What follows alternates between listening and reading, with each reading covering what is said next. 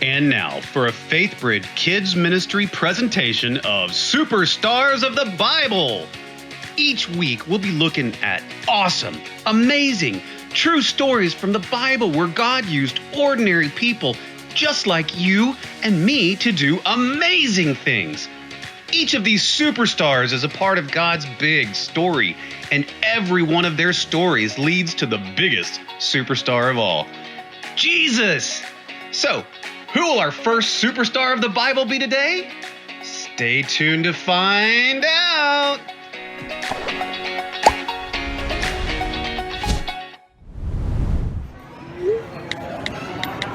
I just got the news. Jesus is coming. Hey, what you reading? Shh, just a minute. I'm getting to the exciting part where the big rescue happens. Rescue? Oh, I love rescue stories. Oh, like when Eric fell overboard and Ariel rescued him? That was an amazing rescue. Yeah, but... Oh, what about the time that Genie saved Aladdin? Oh, man, I thought Aladdin was a goner for sure. But you know what?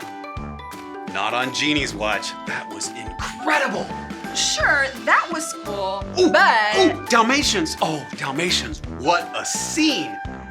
Again, I thought they were goners, but you know what? They were saved. Those are all really good rescue stories, like the one I'm reading here. And I can think of a whole lot more. Oh, me too. Oh, like the time that there was... But the story we're going to hear today is about the real rescue of the whole world. The whole world? Yep, check it out. Today's story is about a rescue and is also about the news. Bad news and good news and the best news. Now, if you think when I say the best news, I'm talking about Jesus, you're right. Jesus, our one and only Savior, is the very best news ever. But our story starts 700 years before Jesus was even born. So, how is it possible that this is a story about Jesus? Here's what happened. All those long years ago in the land of Israel, there lived a man named Isaiah. Isaiah wasn't just any old guy. Isaiah was a prophet. That means he told people on earth what God wanted them to hear, even when they wouldn't listen. Isaiah's name meant God to the rescue. This might sound strange to you, but it was the perfect name for Isaiah because of the special job God had for him. Here's how Isaiah became one of God's most amazing prophets. One day, Isaiah went to the temple to pray, just like he did almost every day. But on that day, something incredible happened to Isaiah. While he was praying, he had a vision. He saw with his eyes God himself sitting on a magnificent throne. That's right, Isaiah saw God. And that's not all. Around God were flaming creatures, each with 6 wings. And these creatures weren't silent. With loud voices, they called out these words, "Holy, holy, holy, the Lord Almighty is holy, and his glory fills the whole earth." Seeing God in all his magnificence terrified Isaiah. He already knew God was the holiest one, and that Isaiah was not. He messed up or sinned just like every other person on the planet. And Isaiah also knew that God, in his holiness, couldn't be close to someone sinful like him. So Isaiah cried out, "There's no hope for me. I'm doomed because of the words I speak, and they're sinful. And now I have seen the Lord Almighty." But God made it so that Isaiah could be near him. One of the flaming creatures on the altar flew down and touched Isaiah's lips with fire and said, "This has touched your lips, and now your sin and guilt has been taken away." And right after that, God told Isaiah the plan. God needed a messenger. He asked, "Whom shall I send?" Isaiah didn't even need to think about his answer. Immediately he called out, "Here I am, Lord, send me." Then God gave him his mission. He said, "Go and preach to the people. They won't understand you, but still speak to them." Here's what God wanted Isaiah to tell the people of Israel. God wanted his people, all his people, to turn away from their evil ways. Instead of being selfish, God wanted his people to care about others. Instead of worrying about being comfortable, God wanted them to take care of each other. God wanted his people to care for the ones who didn't have food, the ones who didn't have fathers, the ones who were sick, and the ones who were hurting. God wanted his people to love each other more than they loved themselves and their stuff. So Isaiah told all the people that God wanted them to change and to love others. He even told the king that he needed to change too. But although Isaiah told the people what God wanted them to do, their hearts were hard and they didn't listen.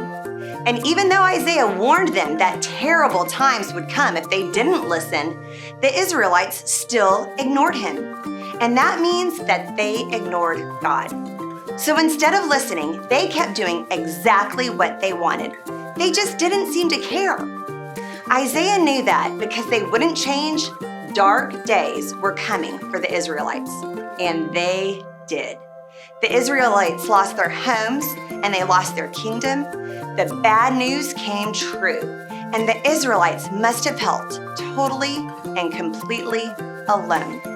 But they weren't, because even if it seemed like they lost everything, they didn't lose God. God still loved his people. He never stopped. And that was the second part of the news Isaiah had for Israelites, the good news. Even though they messed up, there was hope.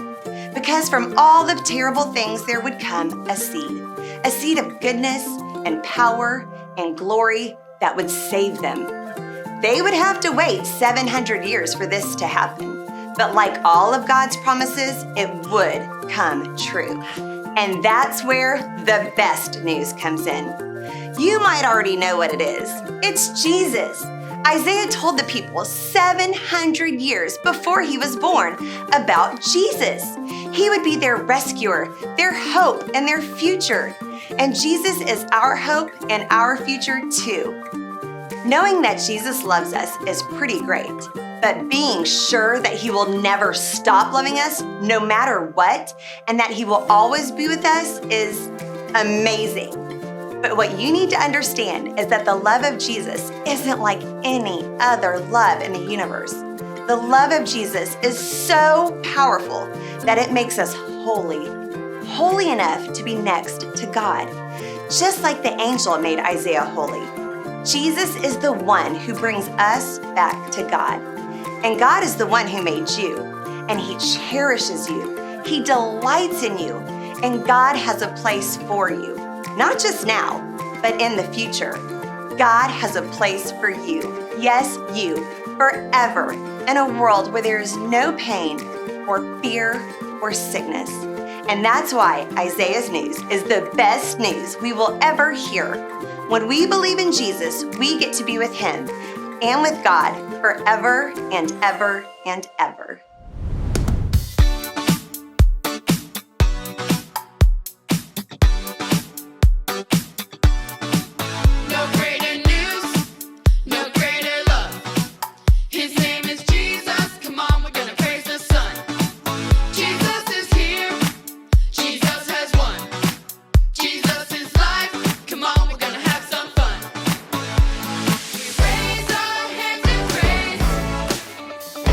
You are the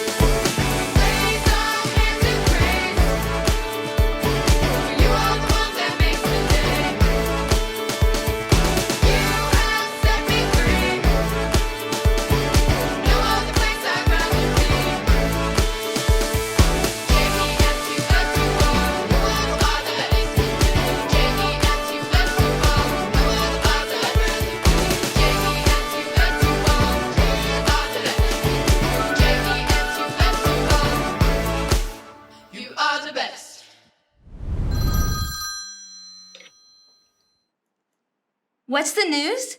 No way, Jesus is coming? Our challenge today is to walk through this obstacle course. Seem easy? Well, I'm gonna do it blindfolded.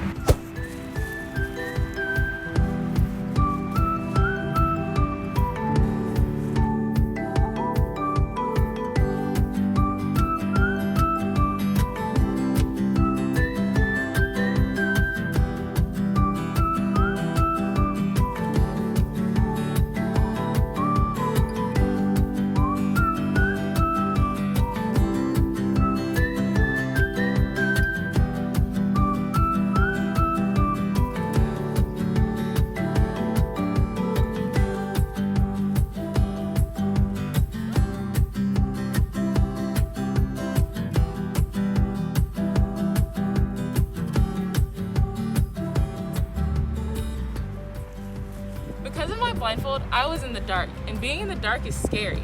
I needed a rescuer. God sent Jesus to rescue us, even when things seem they're in the darkest. If you have ever seen the Northern Lights, then you know that God can put on a light show like no other. The Northern Lights, or Aurora Borealis as scientists call them, are brightly colored lights that shimmer and dance across the sky in areas around the North Pole. They are caused by fast-moving particles from the sun that we call solar wind, hitting the electromagnetic field that surrounds the Earth. Whew!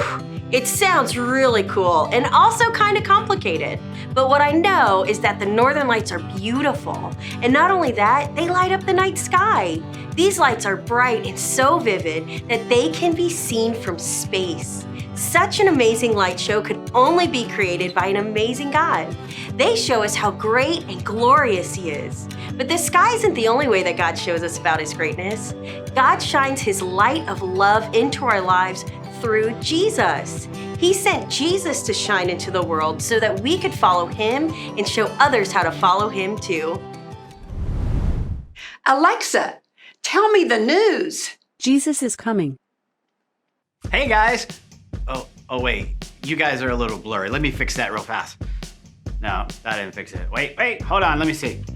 There, that's better. Now I can see you guys clearly. Today in our story, we learn that Isaiah told people Jesus was coming to earth 700 years before Jesus was born. Isaiah had a clear vision that Jesus, the Messiah, the one everyone had been waiting for, would be coming to earth. Now, 700 years is a long time. There are a lot of things that we have right now that they didn't have 700 years ago or even 10 years ago. Did you know, guys, that 10 years ago we didn't even have GPS on our phones? People had to use these big paper maps to print out instructions, or maybe they just got lost and didn't know how to get somewhere. And like 50 years ago, we didn't even have the internet. I know! People used to not be able to sit around and watch funny cat videos. I just had to look at my cat and say, do something funny! And it wouldn't even do it. And 500 years ago, people didn't even have toilets. Let me show you what they had. No, that's a bad idea. I'm really glad those were invented though. Now, there are a lot of other things that were invented a long time ago, even things invented 700 years ago. In fact, one of those things was glasses. Can you believe that 700 years ago, if people had bad vision like me, they just had to walk around and hope they didn't bump into people. They couldn't see in front of them at all. They couldn't see the leaves on a pretty tree. They couldn't see pretty sunsets. And they may have even bumped into people that they thought were further away than them. Luckily, about 700 years ago, someone invented glasses for people who couldn't see so well. And now they can see clearly. And now tons of people wear glasses. I bet you do. I know I do. My dad does. We all do. All different kinds. You can have blue or red or square or pink. Even sunglasses. The possibilities are endless. This is a lot like Isaiah. He was the prophet who came to tell all people the good news that Jesus was coming. He was there to help people see and learn all about Jesus. Just like people 700 years ago were given glasses so they could see clearly, Isaiah was given a vision to show him clearly that Jesus would be coming, and he was right. 700 years after Isaiah had told everyone that Jesus was coming to earth, Jesus came to earth, just like he said he would.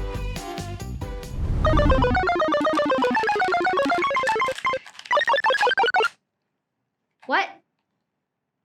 What? What's the news? Jesus is coming. Jesus is coming! Isaiah was God's messenger. He told us that Jesus would be our rescuer. He is the light in the darkness. He saves us, all of us. You can make this painting to remind you that Jesus is a light in the darkness. Start with a black piece of paper. Then you can get some paint. Use bright colors, yellow, orange, and red. Those work great. You won't need a paintbrush for this craft. Instead, you're going to make your own burst of light paintbrush out of a toilet paper roll. First, you'll cut it like this.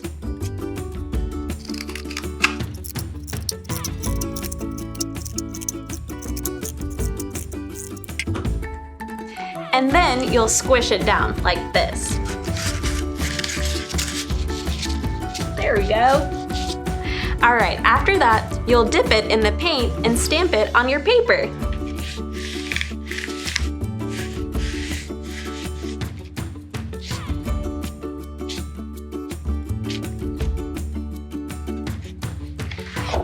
Look at that burst of light.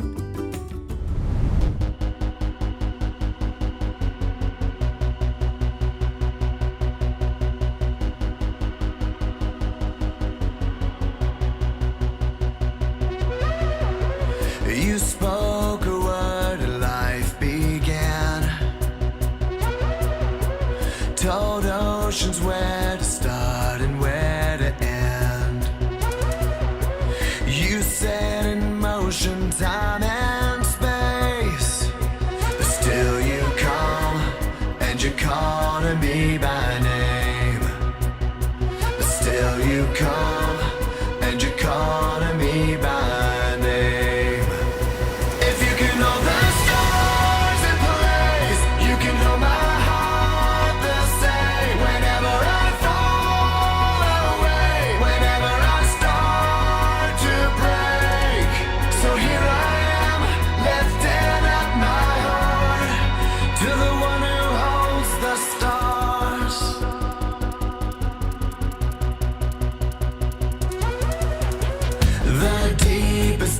The darkest nights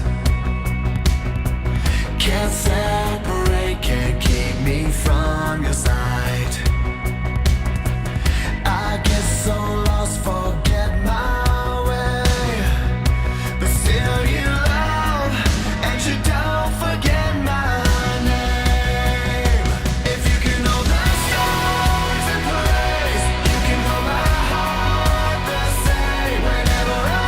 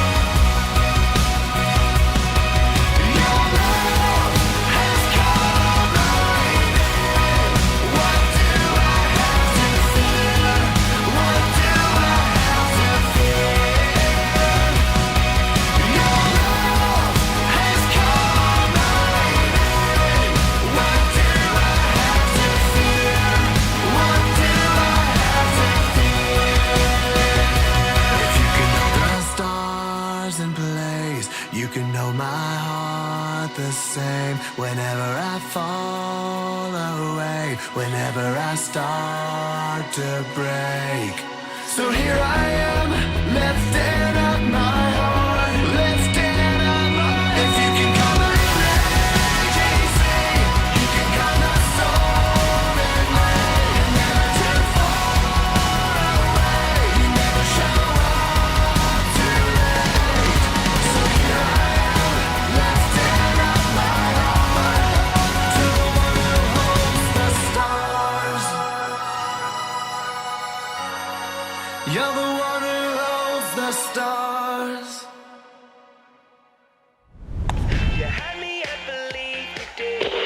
Breaking news.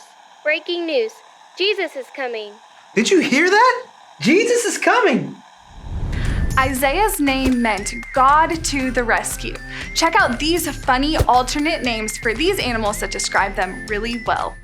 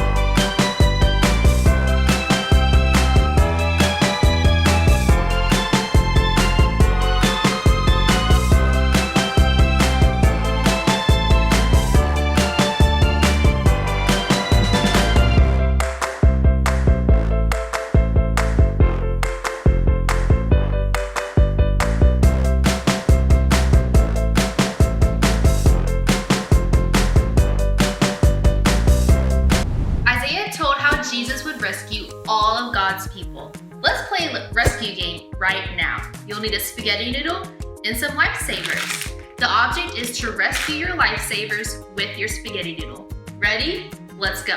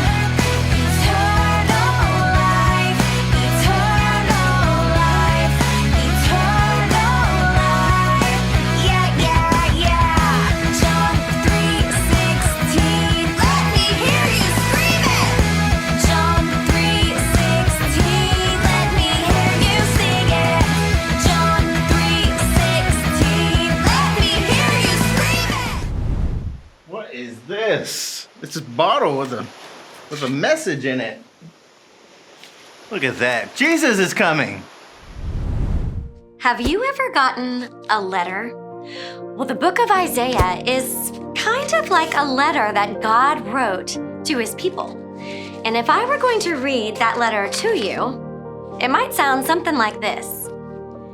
Dear beloved, you are all wandering away from me like sheep in an open field. You've always been running away, and now you're lost and you can't find your way back. But I can't stop loving you, and I will come for you. I'm sending you a shepherd to look after you and love you, and this shepherd will carry you home to me. You've all been stumbling around like people in a dark room, but into the darkness, a light will shine. It will chase away all the shadows like sunshine. A little baby will be born, a royal son. His name will be Emmanuel, which means God has come to live with us. He is the Prince of Peace. He won't be like anyone expects him to be, but he is going to come and rescue you. So, He's coming.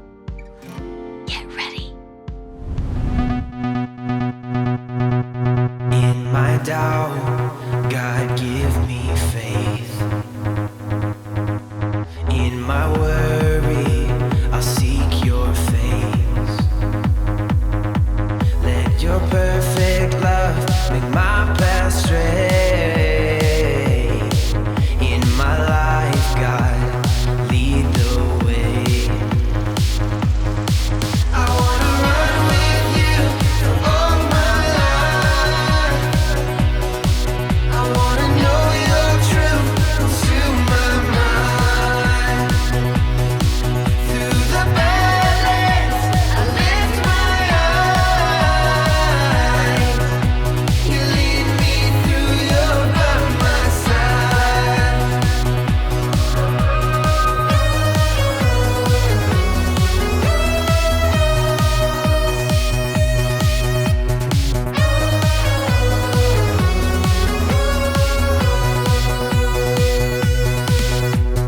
No more lies, I live in truth. No more fear, you will come through. God, I live my life to honor you. All my life I'll follow you. Yeah, all my life I'll follow you. I wanna run with you all my life. I wanna know your truth to my mind. Through the balance, I lift my eyes. You lead me through, you're by my side. Yeah, you lead me through, you're by my side. I'm laying it down, I'm trading it up. I wanna be more like Jesus. I'm laying it down, I'm trading it up. I wanna be more like Jesus.